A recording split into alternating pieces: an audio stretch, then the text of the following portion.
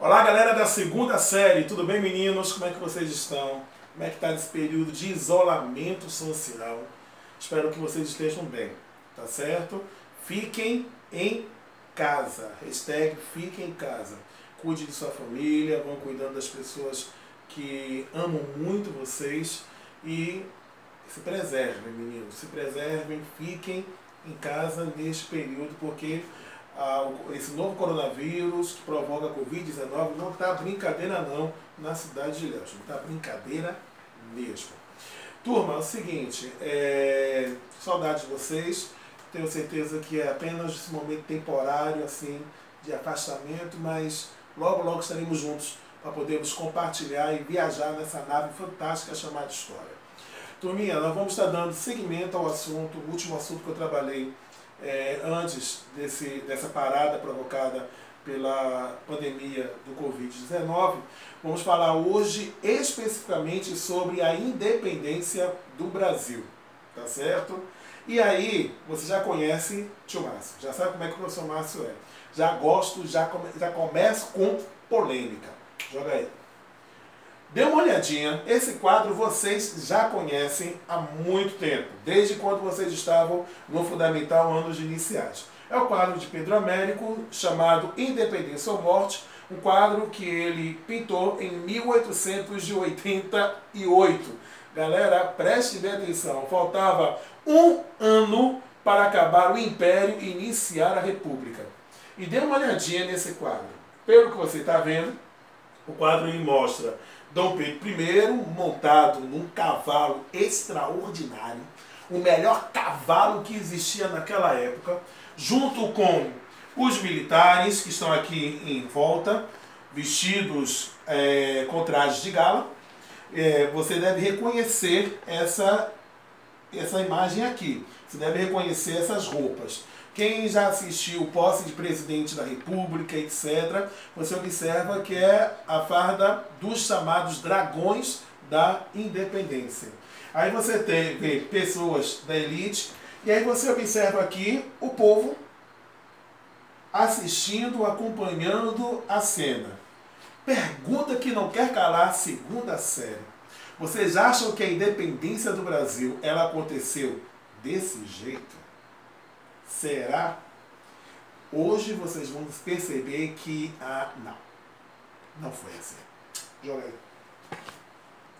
A independência do Brasil, bora recapitular um pouquinho o que nós vimos nas aulas anteriores. O processo de independência do Brasil ele foi acelerado pela Revolução do Porto, Revolução Liberal do Porto, que aconteceu em 1820. Bora recapitular um pouquinho.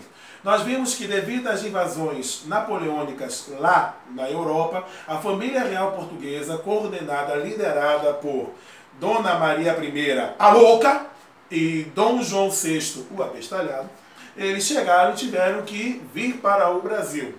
Porque, estão lembrados daquela frase? Se correr o bicho, pega, se ficar o bicho, come. Tá certo? Ou eles obedeciam às ordens da França, e aí se obedecesse às ordens da Inglaterra, melhor dizendo, eles perderiam o território continental europeu, perderiam a Portugal continental. Mas se obedecessem à França, na questão do bloqueio continental, Portugal perderia a sua colônia mais rica e nós falaríamos, you speak English, nós falaríamos inglês, tá certo? O Brasil seria território britânico.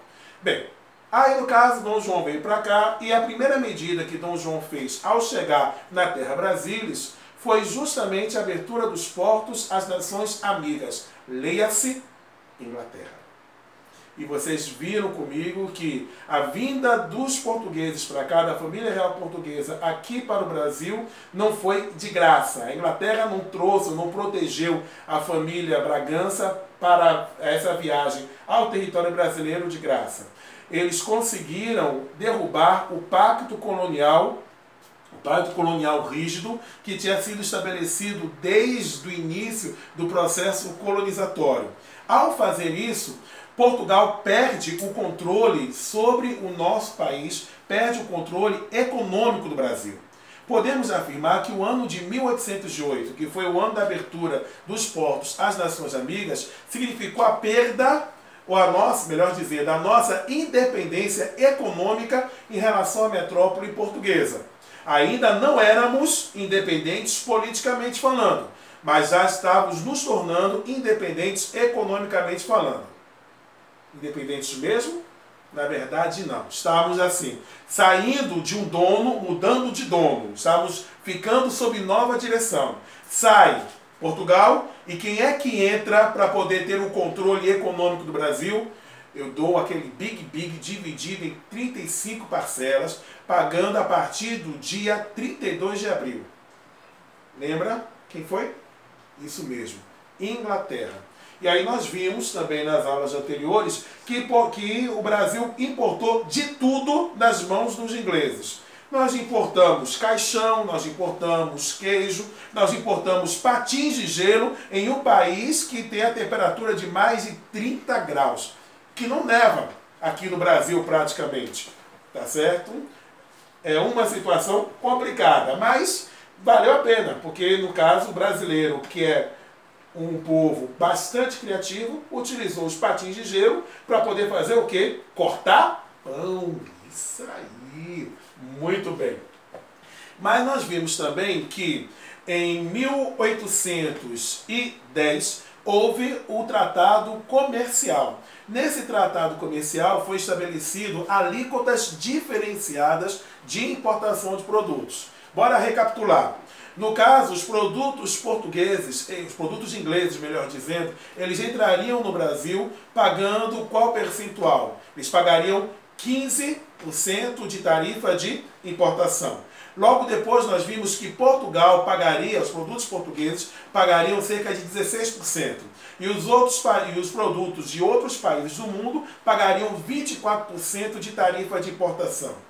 E nós vimos também em sala de aula que isso virou um absurdo, porque o Brasil, teoricamente e juridicamente falando, era território português, pertencia a Portugal. Então não tinha lógica que os produtos fabricados por Portugal custassem mais caro do que os produtos que eram fabricados pelos ingleses. Os produtos ingleses estavam tendo vantagem sobre os produtos portugueses. E isso fez com que diversos comerciantes de Portugal se revoltassem contra a atitude tomada pelo governo de Dom João VI. Isso porque Dona Maria já tinha batido as botas e foi conversar com o Divino pessoalmente. Será que ela foi falar com o Divino ou ela foi falar com... Não preciso comentar. Sem comentário. Mas vamos seguir. Resultado. Em 1820 houve essa revolta na cidade do Porto, essa revolta dos liberais na cidade do Porto. E essa revolta teve diversas repercussões. A primeira medida adotada pelos revoltosos foi exigir a convocação das cortes portuguesas para elaborar uma constituição, fazendo com que Portugal deixasse de ser um país absolutista e se tornasse uma monarquia constitucional. Segundo, eles exigiram a volta da família real portuguesa ao território lusitano. Ou seja, estava na hora de Dom João VI retornar com toda a sua família para Portugal. E lá em Portugal eles deveriam jurar fidelidade às cortes e jurar fidelidade e obediência à nova Constituição que estava sendo elaborada pelas cortes portuguesas. Só que aí você fala assim, Márcio, mas até aí nada mexeu com o Brasil. Mexeu. Teve um ponto que eles exigiram, que para eles era ponto de honra. E o que ponto de honra era esse? Era a recolonização do Brasil. Porque neste intervalo em que a família real portuguesa esteve em território brasileiro, com a morte de Dona Maria I, Dom João foi levado ao trono português. Então ele assumiu o trono com o título de Dom João VI. E não cabia bem o rei de Portugal ser coroado em uma colônia. Algo que nunca tinha acontecido na história da Europa. Na verdade, nunca tinha acontecido na história mundial. O que aconteceu aqui no Brasil com a coroação de Dom João VI foi uma única vez. E essa situação nunca mais se repetiu. Parece a história daquele camarada, né? Nunca antes na história desse país. Você está lembrado disso? daquele sabe quem que eu prefiro não falar o nome do sujeito. Vamos lá, para não atrair mau agouro aqui para minha casa. Continuando. E aí, no caso, Dom João, ele, para resolver esse problema, ele eleva ao status político do Brasil a condição de Reino Unido a Portugal e Algarves. Com isso, agora, o Brasil não era mais uma colônia, estava na mesma posição jurídico e estatutária de Portugal. Então, a revolta do Porto, ela exigia que o Brasil voltasse ao status quo, ou seja, voltasse à sua situação anterior, à situação de colônia, situação anterior a 1808, a vinda da família real portuguesa para cá. Isso, para a elite brasileira, era considerado inaceitável, porque se o Brasil fosse recolonizado, seria o fim da liberdade comercial que a elite estava tendo. Seria o fim do comércio livre com a Inglaterra. Seria a volta do PCR, do Pacto Colonial Rígido. Bora relembrar, no Pacto Colonial Rígido, a colônia só pode comprar, vender produtos para a metrópole a preços elevados, ou a preços baixos, melhor dizendo. E aí, no caso, os produtos coloniais que foram vendidos para a metrópole eram revendidos pela metrópole para o resto do mundo a preços elevados. Aí nós vamos lembrar que, no caso, os produtos produzidos pelos outros países, eles não podiam ser vendidos diretamente para o Brasil. Tinham que passar necessariamente pela metrópole a preços normais, que os revendia para a colônia a preços elevados. Ou seja, a metrópole sempre ganhava e a colônia sempre perdia. Mas esse era o grande risco que uma possível recolonização do nosso país estava infligindo para a elite econômica brasileira, que já estava sentindo um gostinho de autonomia política. É por isso que para eles a Revolução do Porto era uma grande ameaça a todo o seu plano político. E eles passaram então a namorar e a cogitar a possibilidade de um movimento emancipacionista. Aí você fala assim, ô Márcio, me diga uma coisa, mas o Brasil já estava namorando com esse processo de emancipação política desde a época da Conjuração Baiana e da Inconfidência Mineira. Sim, de fato. Agora observe bem, a Conjuração Baiana, quem eram os líderes? Bora lembrar um pouquinho? Que eram as classes sociais que compunham a liderança do processo da Conjuração Baiana de 1798. Lembrou agora, né?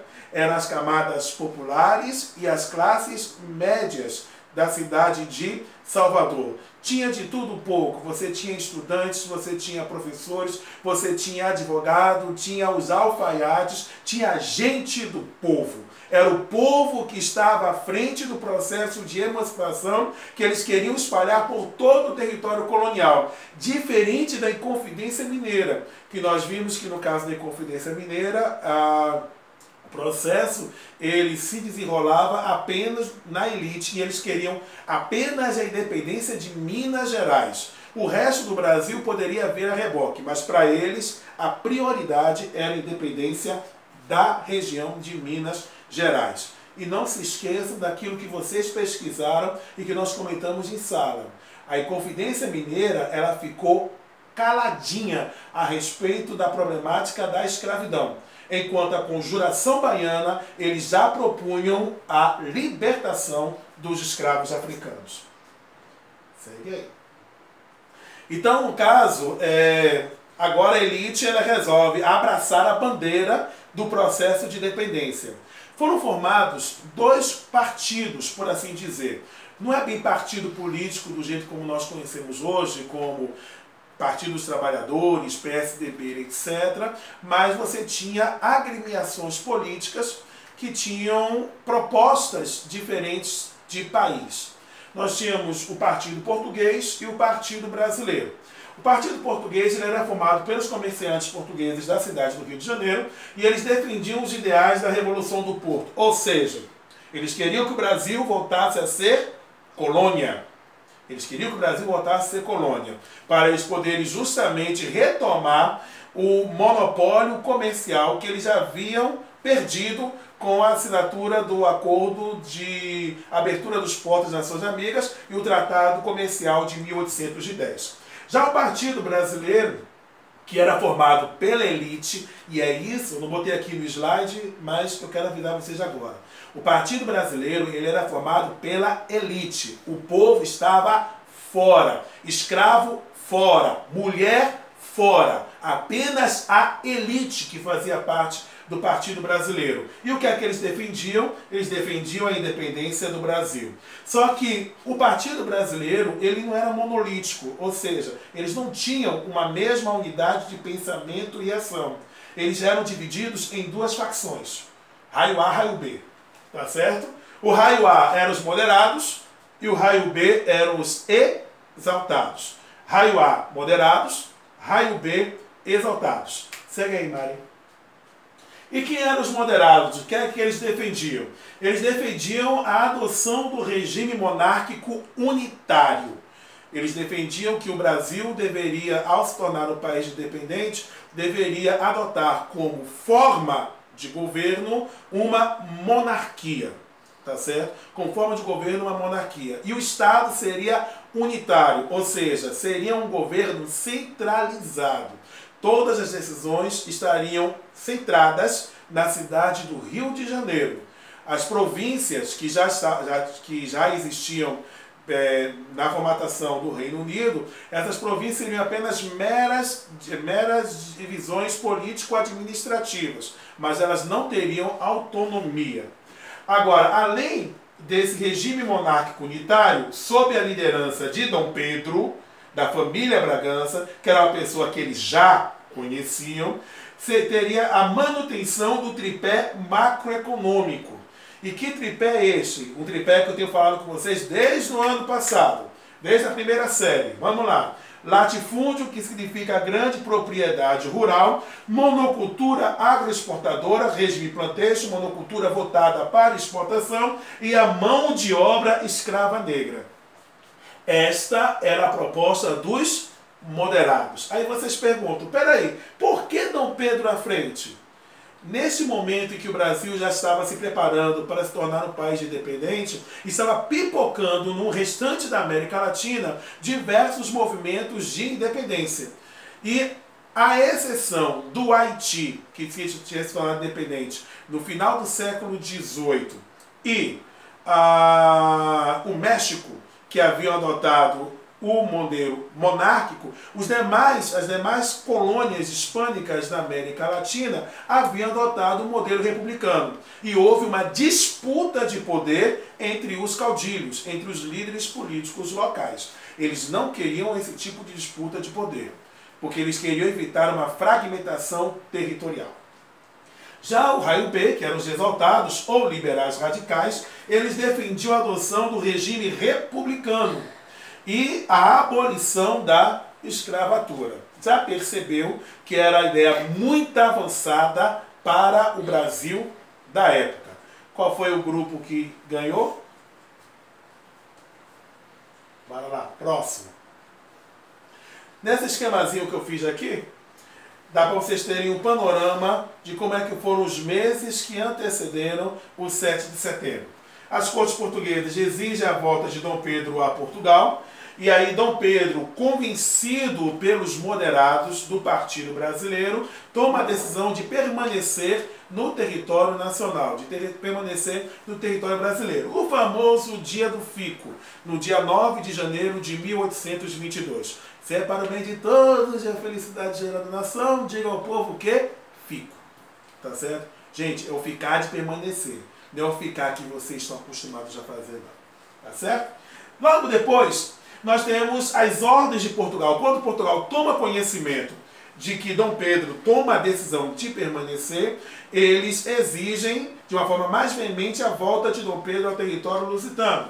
E aí, Dom Pedro, o que é que ele faz? Ele determina que as ordens de Portugal só vão ter validade no Brasil se tivesse a autorização ou a quiescência ou a anuência dele, que é justamente o cumpra-se.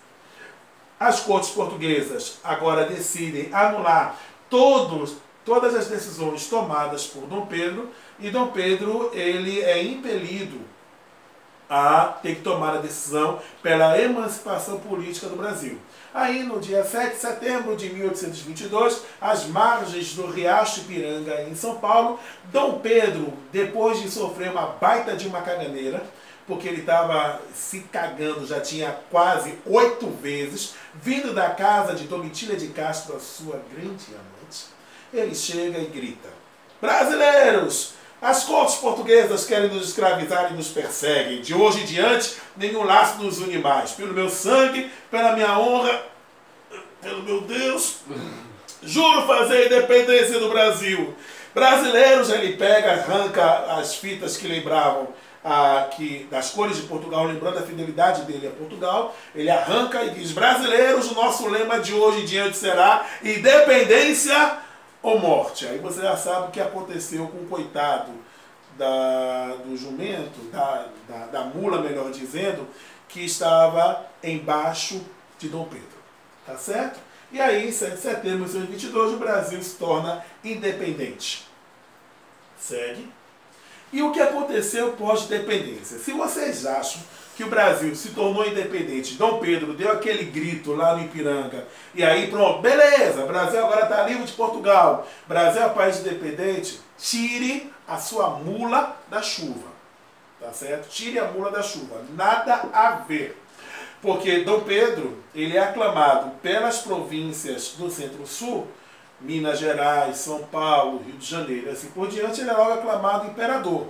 E ele só assume o trono em dezembro de 1822, ou seja, 3 meses depois do grito da caganeira, do grito do Ipiranga. Mas isso não quer dizer que a situação foi pacífica em todo o território brasileiro. Houve resistência de Portugal. Aonde? Nas províncias da Bahia, Maranhão, Piauí, Cisplatina, que hoje é o Uruguai, e o Grão-Pará, que correspondia naquela época aos atuais estados do Pará, Amapá, Amazonas, Roraima e Rondônia. Tá certo? Não, Rondônia fazia parte do... Não, Rondônia. E aí, no caso, houve uma forte resistência portuguesa nessas províncias. No Piauí mesmo acontece aquilo que Eduardo Bueno cita no seu livro 1822, acontece a Batalha do Genipapo. Acontece justamente nesse período. A população agora, ela pega em armas para poder defender o ideal de liberdade. Tá certo? Os sertanejos agora lutam pela independência do nosso país. Aqui na Bahia mesmo houve uma forte resistência portuguesa, mas os brasileiros eles conseguiram expulsar as tropas de Portugal apenas no dia 2 de julho de 1823, que se tornou o feriado estadual, que é o dia da independência da Bahia. Bem, em 1824, olha que a independência formal foi declarada em 1822, mas somente 2 anos depois é que o primeiro país reconhece a independência do Brasil, que é os Estados Unidos. É o primeiro país do mundo a reconhecer a nossa independência. E eles reconhecem não porque gostavam de Dom Pedro, que achavam Dom Pedro um cara interessante, ou porque eles achavam fantástico o processo de emancipação política do Brasil. Eles reconheceram um objetivo político, baseado na doutrina Monroe, feita pelo então presidente dos Estados Unidos, James Monroe. A América para os americanos. É porque eu estou sendo o padre aqui, para poder fazer aquela coisinha que eu gosto. América para os americanos, bote uma observação, pelo amor do nosso Senhor e Salvador Jesus Cristo, que vive e reina para sempre, ó, do norte. Tá certo? Americanos do norte. Isso porque os Estados Unidos já estavam começando a mostrar as suas garrinhas, mostrar as suas unhas imperialistas. Eles já estavam querendo rivalizar com a Inglaterra com relação ao controle imperialista dos países latino-americanos. Então, para poder contrabalançar o controle britânico sobre o território da América Latina, eles estavam apoiando os processos emancipatórios para poder estabelecer relações comerciais e depois relações imperiais. Logo depois do reconhecimento pelos Estados Unidos, no ano seguinte, Portugal, pressionado pela Inglaterra, preste bem atenção, pressionado pela Inglaterra, Portugal ele exige que o governo brasileiro lhe pague uma indenização. Só se pagasse, só reconheceria a nossa independência se essa indenização fosse paga. Tá certo? E por que a Inglaterra estava pressionando Portugal a reconhecer a independência do Brasil? Bora voltar um pouquinho no tempo. Acordo de 1810. Este acordo teria uma validade de 15 anos. Esse acordo teria uma validade de 15 anos, ou seja, acabaria em 1825. E no caso, a Inglaterra era a principal interessada de que este acordo fosse mantido agora pelo novo governo brasileiro.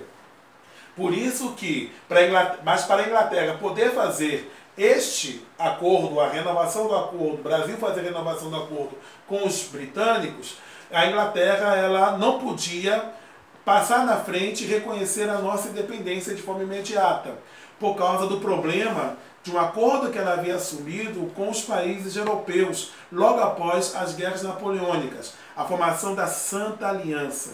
Na formação da Santa Aliança, os países que haviam lutado contra Napoleão, eles haviam assumido o compromisso de legitimidade e o compromisso do retorno ao processo absolutista. Ou seja, no caso, era necessário que Portugal reconhecesse que o Brasil era um país independente para que a Inglaterra e os outros países da Santa Aliança também o fizessem.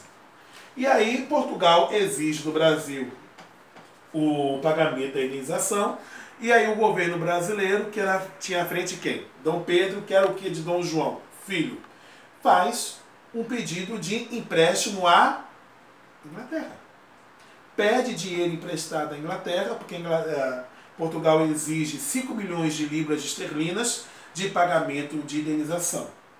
E aí, no caso, o Brasil não tinha dinheiro, o Brasil pede dinheiro emprestado à Inglaterra, a juros pequenininhos, a Inglaterra empresta o dinheiro para o Brasil e o Brasil paga a Portugal. E aí o que Portugal faz? O que você acha? Portugal pega esse dinheiro que recebeu do Brasil e paga a Inglaterra, cobrindo assim as despesas relativas ao processo, à guerra da nossa independência. Com isso, Portugal reconhece a independência do Brasil e depois os outros países europeus o fazem. E o Brasil vira o quê? Vira um império, ó que coisa linda, escravocrata, agroexportador e latifundiário. Vira aí, filho. Mudou alguma coisa? O Brasil apenas deixou de ser uma colônia para virar um país independente. Mas em termos de estrutura econômica e social, permaneceu a mesma coisa. Continuamos sendo um país que precisava e dependia da mão de obra escrava negra, continuamos tendo uma economia ultradependente da exportação de produtos primários e continuamos sendo um país desigual em termos de uma grande concentração fundiária. E o povo, me permitam utilizar uma frase de Aristides Lobo, o povo assistia a tudo bestializado. E aí eu termino a aula de hoje com algumas imagens. E aí por isso que eu botei assim, é para rir ou para chorar? Tá aqui Dom Pedro gritando, emergência de vida ou morte?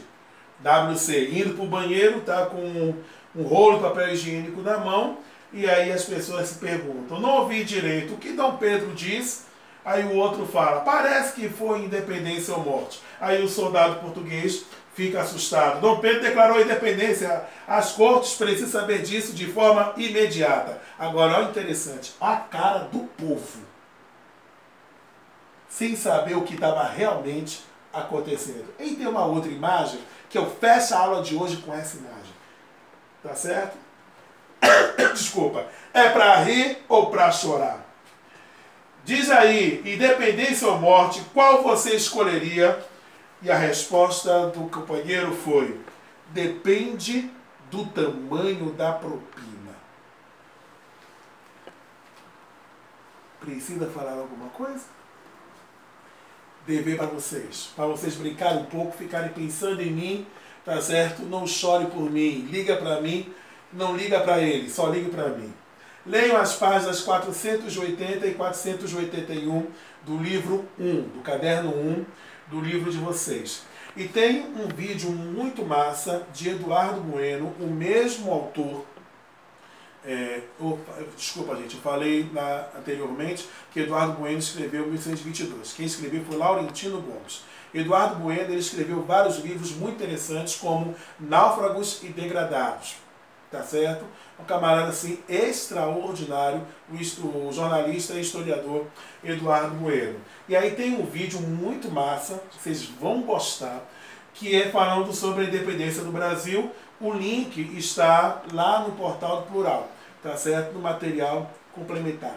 Galera, obrigado pela atenção, estudem bastante, tá certo? Aí no nosso próximo encontro vamos falar sobre o Primeiro Reinado, 1822 a 1831. Até lá, um forte abraço.